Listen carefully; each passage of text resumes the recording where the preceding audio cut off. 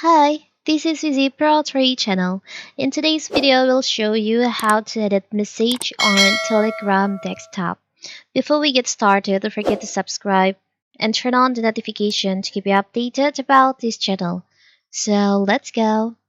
You sometimes say something you wish you could take back, or other times you make an embarrassingly silly typo.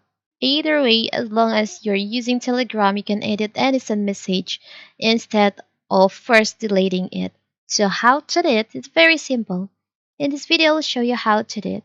First of all, of course, we have to open our Telegram. And from here, for example, I want to send message to this.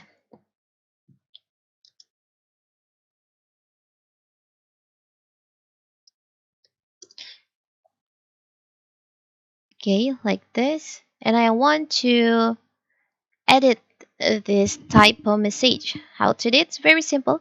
You can just click right on your mouse until there's edit appear on your screen like this.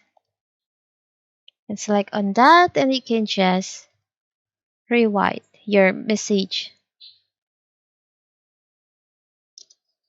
like this. And you can just send it.